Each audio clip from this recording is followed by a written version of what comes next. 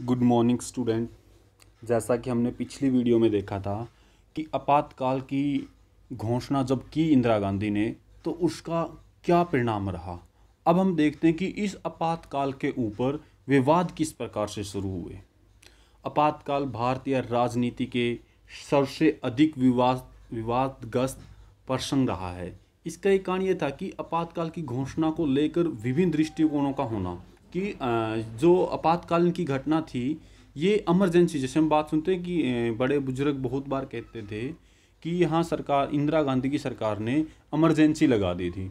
तो उस इमरजेंसी में क्या हुआ था, तो वो सबके अपने अलग अलग दृष्टिकोण थे कि यहाँ पर लोगों की आज़ादी छीन ली गई थी, मौलिक अधिकारों के बारे में जो हमने 11वीं क्लास में पढ़ा था उनको छीन लिया गया था, कर्तव्यों को छीन लिया गया था। तो ये सब उस वक्त के एकदम से इमरजेंसी का इनके ऊपर थोप दिया जाने लगा। दूसरा कारण था सरकार ने संवैधानिक प्रदत्ता अधिकारों का इस्तेमाल करके व्यवहारिक तौर पर लोकतांत्रिक कामकाज को ठप कर दिया था। जैसे आज के हालात अगर देखें, कोरोना काल में भी तो सारे कार्य हमारे ठप हो गए हैं, प्रोडक्टिविटी सारी बंद हो गई है, बहुत ही रेयर से रेयर ही उत्पादन प्रक्रियाएं शुरू होती हैं, स्कूल कॉलेजों को बंद कर दिया गया है। तो इस प्रकार की प्रक्रिया को उन्होंने भी इमरजेंसी लगा के उस समय के हालातों को बंद कर दिया था। आपातकाल के बाद शाह आयोग ने अपनी जांच में पाया कि इस अवधि में बहुत सारी अति हुई है, मतलब बहुत सारी चीज़ों को बहुत ज़्यादा सतर पर या बहुत ज़्यादा मात्रा में गलत इस्तेमाल किया गया है, जो कि होना नहीं चाहिए था। अच्छा, यहाँ पर इंदिरा गांधी ने इस प्रकार के हालातों में यह घटना जो की थी, इसका एक विशेष परिणाम ये रहा था क्योंकि उनके सामने इसके अलावा कोई और ऑप्शन नहीं था। इसकी वजह एक तो था जो कांग्रेस पार्टी की अलग अलग विभाजन हो गए थे वो थे, दूसरे उसमें जितनी भी वहाँ पर विरोधी पार्टियाँ, राजनीतिक आंदोलन, राजनीतिक हालात, विदेशों के साथ युद्ध, ऊपर से भूखमरी, अकाल, ये सब एक साथ की घटनाओं ने एक साथ उनके ऊपर प्रभाव डाला, जिससे उनको इससे बाहर निकलने का कोई और उपाय नहीं सूझा। इसके अतिरिक्त भारत में लोकतंत्र पर अमल के लिहाज से आपातकाल में क्या क्या सबक सीखे जा सकते हैं, इस पर अलग अलग लोगों ने अलग अलग राय दी। अब हम देखते हैं कि ये आपातकालीन जरूरी क्यों हुआ, उस वक्त के हालात ऐसे क्यों हुए। उससे पहले हम देख लेते हैं कि जो हमने यहाँ देखा था, शाह जांच आयोग 1977 में मई में जनता पार्टी की सरकार ने सर्वोच्च न्यायालय के भूतपूर्व मुख्य न्यायाधीश श्री जे सी शाह की अध्यक्षता में एक आयोग गठित किया। इस आयोग का गठन 25 जून 1975 के दिन घोषित आपातकाल की घोषणा की गई कार्रवाई और सत्ता के दुरुपयोग, अत्याचार और सदाचार के विभिन्न आरोपों के विभिन्न पहलुओं की जांच करने के लिए किया गया था। मतलब इसके अंदर जो जे सी शाह की अध्यक्षता में इसको गठित किया गया था, इसलिए इसका नाम शाह आयोग रखा गया। इसका उद्देश्य क्या था, शुरू की गई थी ये 1977 में मई में। इसने क्या किया था कि जो जून 25 1975 के अंदर इंदिरा गांधी ने इमरजेंसी लगा दी थी, वो क्यों लगाई, ऐसे क्या हालात हो गए थे जिससे उसने सत्ता का दुरुपयोग करना पड़ा, पूरी पावर को अपने हाथ में लेना पड़ा, अत्याचार करना पड़ा, क्योंकि अत्याचार बहुत ज़्यादा मात्रा में बढ़ गया था वहाँ पर और लोग इसको सहन नहीं कर पाए थे। और विभिन्न पहलुओं की जांच के लिए इसका गठन किया गया था। आयोग ने विभिन्न प्रकार के साक्ष्यों की जांच और हजारों गवाहों के बयान दर्ज किए। गवाहों में इंदिरा गांधी भी शामिल थी। आयोग के सामने उपस्थित हुए इस सवालों के जवाब देने से इनकार कर दिया गया, क्योंकि इंदिरा गांधी ने उनके सवाल देने से, जो उनके सवाल थे, उन्होंने कहा कि मेरे लिए आपको बताना जरूरी नहीं है। भारत सरकार ने आयोग द्वारा प्रस्तुत 2 अंतरिम रिपोर्ट और तीसरी अंतिम रिपोर्ट की सिफारिश प्रशिक्षणबद्ध और निष्कर्षों को स्वीकार किया और यह रिपोर्ट संसद के दोनों सदनों में विचार के लिए रख दी गई। ये थी शाह आयोग, जिसने उस वक्त की होने वाली घटनाओं की जांच के लिए इस प्रक्रिया को बढ़ावा दिया था। चलिए आगे देखते हैं कि आपातकाल जरूरी क्यों था। आपातकाल की घोषणा के कारण का उल्लेखन करते हुए संविधान में बड़े सादे ढंग से अंदरूनी गड़बड़ी जैसे शब्द का प्रयोग किया गया। अंदरूनी गड़बड़ी क्या होती है, जो एक देश के अंदर राजनीति में बहुत बड़ा उतार चढ़ाव आया था, उसके लिए उन्होंने शब्द यूज किया था कि यहाँ अंदरूनी गड़बड़ी है, कि ये सरकार अपने आप को सही रूप से चला नहीं पा रही है और ये इमरजेंसी है, पूरी पावर को अपने हाथ में लेकर इसका दुरुपयोग कर रही है। 1975 से पहले कभी भी अंदरूनी गड़बड़ी के आधार पर आपातकाल की घोषणा नहीं की गई थी। देश के कई हिस्सों में विरोधी आंदोलन चल रहे थे, क्योंकि हमने भी पढ़ा था कि गुजरात और बिहार के आंदोलन के बारे में हमने अभी भी पढ़ा था। इससे आपातकाल लागू करने का पर्याप्त कारण माना जा सकता है। सरकार का तर्क था कि भारत में लोकतंत्र और उसके अनुकूल विपक्षी दलों को चाहिए कि वो निर्वाचन शासक को अपनी नीतियों के अनुसार शासन चलाने दे। सरकार का मानना था कि बार बार धरना प्रदर्शन और सामूहिक कार्रवाई लोकतंत्र के लिए ठीक नहीं है। मतलब जो सरकार कह रही है कि लोकतंत्र में बार बार लोग उसके विरोध आके बैठ जाते हैं, अपनी विचारधाराओं को सामने रखते हैं या धरने रखते हैं या आंदोलन करते हैं, वो एक लोकतंत्र के लिए सही नहीं होता। इंदिरा गांधी के समर्थक यह भी मानते थे कि लोकतंत्र में सरकार पर निशाना साधने के लिए लगातार गैर संसदीय राजनीति का सहारा नहीं लिया जा सकता। इससे अस्थिरता पैदा होती है। जो ये संसद से बाहर की राजनीति है या कोई एक पर्सनली राजनीति का कोई हिस्सा है, उसका हम सहारा नहीं ले सकते। इसमें एक अस्थिरता पैदा होती है। अस्थिरता होती है जहाँ पर कार्य एक नियम और रूल के अनुसार, एक स्थिति के अनुसार ना किया जाए और प्रशासन का ध्यान विकास के कार्यों से भंग किया जाता है कि जो सरकार करना चाहती है, जो काम प्रशासन करना चाहता है, उससे उनको बार बार आंदोलन करके, धरने करके उनका ध्यान हटाया जाता है। सारी ताकत कानून व्यवस्था की बेहाली पर लगानी पड़ती है। इंदिरा गांधी ने शाह आयोग को चिट्ठी में लिखा कि विनाशकारी ताकतें सरकार के प्रगतिशील कार्यक्रमों में आड़े डाल रही हैं और मुझे गैर संवैधानिक साधनों के बुते सत्ता से बेदखल करना चाहती थी। तो उन्होंने बताया कि अगर मैं बार बार विरोधी पार्टियां, क्या पावरफुल पार्टियां क्या कर रही हैं कि सरकार को उसका कार्य करने से रोक रही हैं। वो बार बार जितनी भी ताकत है, पावर है, वो सारी की सारी उस आंदोलन को ख़त्म करने के लिए इस्तेमाल कर रही हैं। तो उनको किस प्रकार से बार बार दूर करने के लिए या मेरे को अपने आप को इससे बाहर निकालने के लिए गैर संवैधानिक तरीकों का इस्तेमाल किया जा रहा है, इस प्रकार की उन्होंने अपनी एक प्रस्तुति चिट्ठी में लिख के शाह आयोग को दी थी। तुर्कमान गेट इलाके में विध्वंस दिल्ली कि किस प्रकार से ये तुर्कमान क्या था और उस वक्त दिल्ली में ऐसी क्या घटना थी, जिसके हम ये देखते हैं कि शाह की रिपोर्ट में यह घटना क्या रही थी। आपातकाल के दौरान दिल्ली के गरीब इलाके के निवासी को बड़े पैमाने पर विस्थापित होना पड़ा था। उस वक्त यमुना नदी के पास निर्जन इलाकों में झुग्गी झोपड़ी के बंदिशों को ज़बरदस्ती बसाया गया था कि वहाँ पर जो झुग्गी झोपड़ियाँ थी या वहाँ के जो गरीब लोगों को वहाँ विस्थापित किया गया था, तो उनके लिए झुग्गी झोपड़ियाँ बनाई गई थी, उनको वहाँ उसमें में बसाया गया था। इस नियमतीत का एक शिकार दुर्गमान गेट इलाके की एक बस्ती हुई। इस इलाके की झुग्गियों को उखाड़ दिया गया। इलाके के सैकड़ों लोगों को ज़बरदस्ती नसबंदी कर दी गई।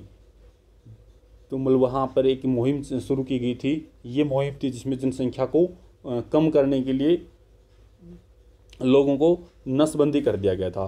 बहरहाल अनेक लोग नसबंदी करवाने से इसलिए बच रहे थे क्योंकि इन लोगों ने दूसरों को नसबंदी करवाने के लिए रजामंदी कर लिया था।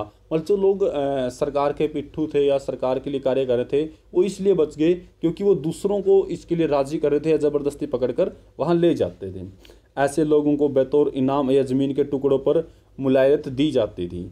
इस तरह कुछ लोग अगर सरकार द्वारा प्रायोजित प्रयासों का शिकार हुए, तो कुछ लोगों ने कानूनी ज़मीन हासिल करने के लालच में दूसरों को बलि का बकरा बनाया और ऐसा करके खुद को विस्थापित होने से बचा लिया। विस्थापित वहाँ से दूसरी जगह स्थापित होना या अपने आप को बदलने से रोक लिया और अपने आप दूसरे लोगों को इसके अंदर डाल दिया गया।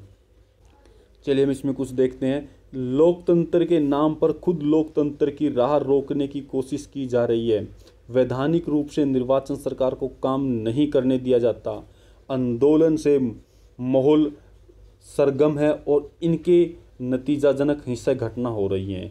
एक आदमी तो इस हद तक आगे बढ़ गया कि वो हमारी सेना को विरोधी और पुलिस को बगावत के लिए उकसा रहा है। मतलब ये जो बात है इंदिरा गांधी की है, जिसमें जेपी ने एक बात कही थी कि पुलिस को और फौज को वो कार्य नहीं करने चाहिए जो संविधान के अनुसार नहीं हो। तो ये बात उन्होंने कही थी।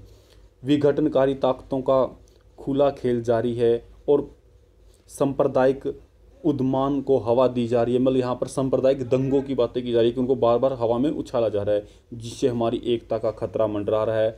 अगर सचमुच कोई सरकार है तो वो कैसे हाथ बांधकर खड़ी रहे और देश की स्थिरता को खतरे में पड़ता देखती रहे। चंद लोगों की कारस्तानी से विशाल आबादी के अधिकारों को खतरा पहुंच रहा है। ये इंदिरा गांधी द्वारा बात उस वक्त गई थी कि अगर कुछ लोग अपने फायदे के लिए पूरे देश को ऐसी जगह में या ऐसे स्थान में धकेल रहे हैं जहां वो एक बिल्कुल खतरे के निशान पर हैं और अपना विकास वो कभी नहीं कर पाएंगे, इस प्रकार का फरमान उन्होंने उस वक्त जारी किया था। जैसे हमने देखा था कि इंदिरा गांधी ने कहा था कि कुछ अराजक राजनीतिक पार्टियां गैर संवैधानिक तरीके से उसको सत्ता से बेदखल करने की कोशिश कर रही हैं। तो उन्होंने फिर आगे बताया कि कुछ अन्य दल मसलन सीपीआई, इसने आपातकाल के दौरान कांग्रेस का समर्थन देना जारी रखा था। जो हमारी सीपीआई पार्टी है उसकी बात की है, उनका विश्वास था कि भारत की एकता के विरोध अंतर्राष्ट्रीय साजिश की जा रही है और सीपीआई का मानना था कि ऐसी सूरत में विरोध पर एक हद तक प्रतिबंध लगाना उचित है, कि ये विरोध जो किए जा रहे हैं उनको रोक देना सही है। सीपीआई का मानना था कि जेपी ने जिस आंदोलन की अगुवाई की है वह मुख्यतः मध्य वर्ग का आंदोलन है और मध्य वर्ग कांग्रेस की परिवर्तनकारी नीतियों के विरोध में था, कि अगर वो कांग्रेस कोई परिवर्तन लेके आती है तो उनके विरोध में ये आंदोलन है। आपातकाल के बाद सीपीआई ने महसूस किया कि उनका मूल्यांकन गलत था और आपातकाल का समर्थन करना एक गलती थी। बाद में सीपीआई ने माना कि जो आपातकालीन वहाँ लगाया गया था, जो इमरजेंसी वहाँ लगाई गई थी, वो गलत तरीके से लगाई गई थी, वो सही नहीं थी। दूसरी तरफ आपातकाल के आलोचकों का तर्क था कि आज़ादी के आंदोलन से लेकर लगातार भारत में जन आंदोलन का एक सिलसिला रहा है। जेपी सहित विपक्ष के अन्य नेताओं का ख्याल था कि लोकतंत्र में लोगों को सार्वजनिक तौर पर सरकार का विरोध करने का अधिकार होना चाहिए। बिहार और गुजरात में चले विरोधी आंदोलन ज़्यादातर समय अहिंसक और शांतिपूर्ण रहे हैं। उन्होंने बताया कि जितने भी सरकार है उसके प्रति लोगों को अपनी बात कहने का, अपनी बात रखने का और सरकार की बातों की आलोचना करने का अधिकार होना चाहिए। और जो अभी तक आंदोलन हुए हैं वो सारे के सारे अहिंसक हुए हैं और वो शांति प्रिय हुए हैं, उनमें किसी प्रकार की कोई हिंसा नहीं हुई है। जिन लोगों को गिरफ्तार किया गया था उन पर राष्ट्रीय विरोधी गतिविधियों में लिप्त होने का मुकदमा नहीं चला। अधिकतर बंदियों के खिलाफ कोई मुकदमा दर्ज ही नहीं हुआ। देश के अंदरूनी मामलों की देखरेख का जिम्मा गृह मंत्री का होता है। गृह मंत्री ने भी कानून व्यवस्था की बाबत कोई चिंता नहीं जताई।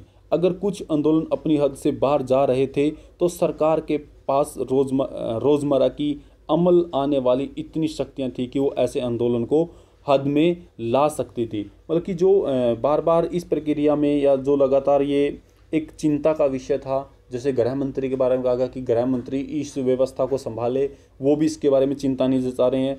और कुछ आंदोलन बहुत हद से बाहर जा रहे हैं, जैसे कुछ आंदोलनों में घटना हो जाती हैं, बड़े आंदोलन होते हैं तो छोटी मोटी घटना होती हैं, तो उनको सरकार की नीतियों के द्वारा आसानी से रोका जा सकता था और दबाया जा सकता था। लोकतांत्रिक कार्यप्रणाली को ठप करके आपातकाल लागू करना जैसे अत्याचारी कानून उठाने की जरूरत कतई नहीं थी। दरअसल खतरा देश की एकता और अखंडता को नहीं बल्कि शासक दल और स्वयं प्रधानमंत्री को था।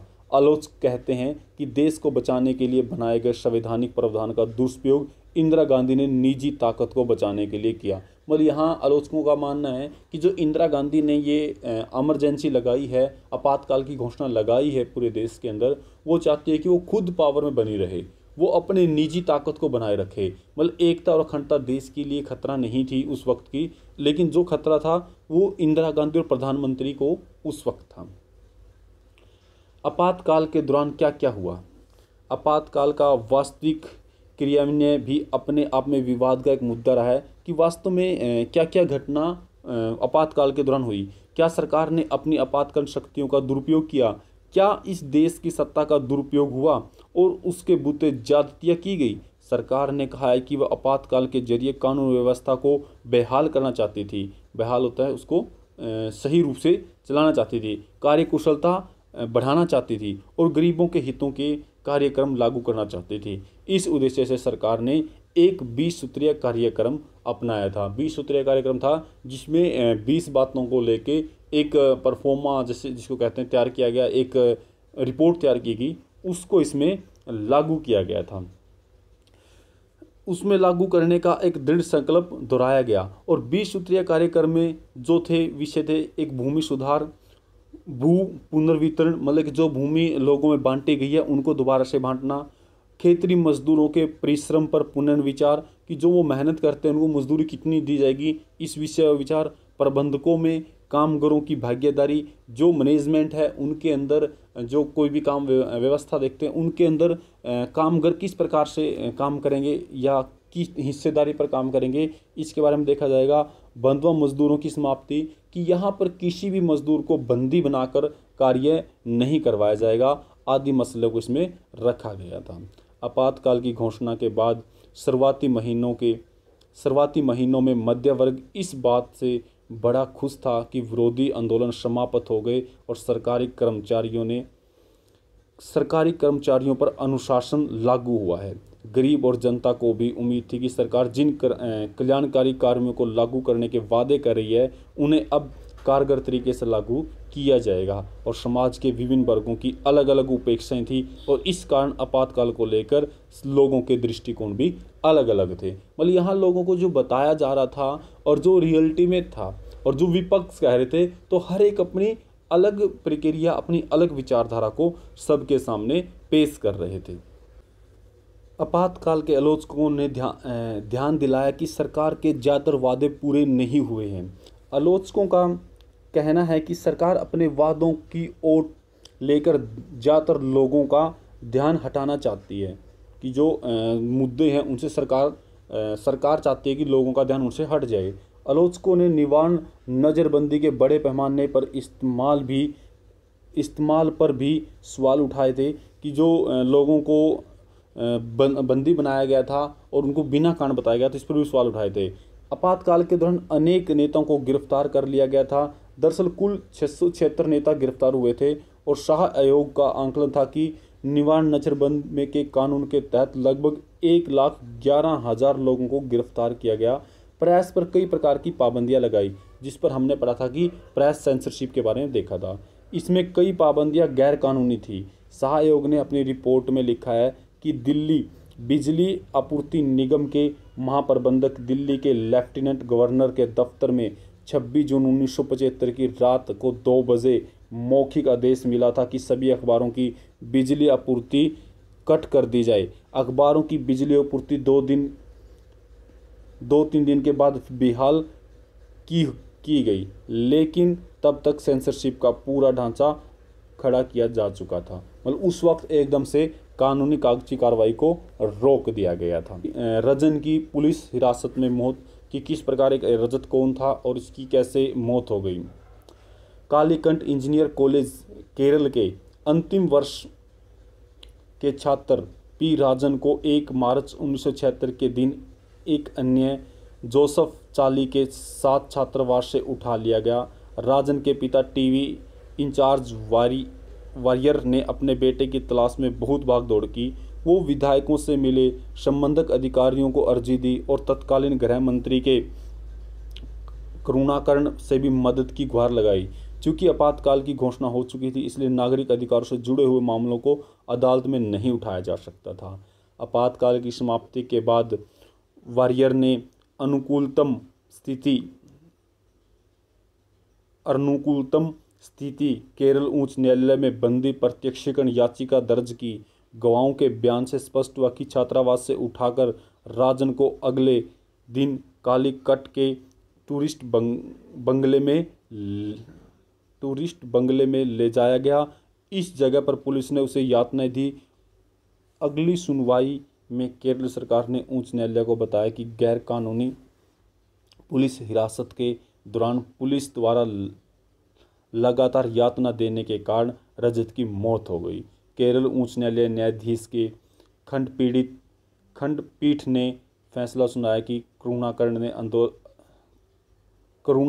ने अदालत से झूठ बोला था। के करुणाकरण उस समय तक केरल के मुख्यमंत्री बन चुके थे। उन्हें अदालत के फैसले के कारण अपने पद से इस्तीफा देना पड़ा। इसके अलावा कुछ और गंभीर आरोप ऐसे लोगों को लेकर लगे थे जो किसी अधिकारी पद पर नहीं थे, लेकिन सरकारी ताकत का इन लोगों ने इस्तेमाल किया था। प्रधानमंत्री के छोटे बेटे संजय गांधी उस वक्त किसी अधिकारी पद पर नहीं थे, फिर भी प्रशासन पर उनका असर था और आरोप लगाया जाता था कि उन्हें सरकारी कामकाज में दखल दी है।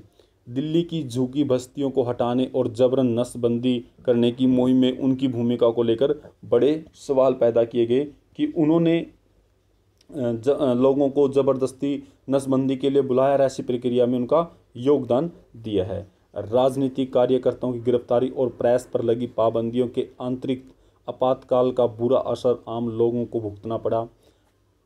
आपातकाल के दौरान पुलिस हिरासत में मौत और यातनाएं भी घटनाएं घटती रही। गरीब लोगों को मनमाने ढंग से एक जगह से उजाड़ कर दूसरी जगह बसाने की भी घटनाएं हुई हैं। जनसंख्या नियंत्रण की अति उत्साह में लोगों को अनिवार्य रूप से नसबंदी के लिए मजबूर किया गया। इन उदाहरणों से समझाया जा सकता है कि लोकतंत्र प्रक्रिया को ठप्पा पड़ने पर लोगों को क्या गुजरी होगी जब उस प्रक्रिया को आपातकाल का नाम दे दिया गया इन प्रक्रियाओं को लागू करने के लिए। तो क्या हुआ होगा आगे का देखेंगे नेक्स्ट वीडियो में। Thank you.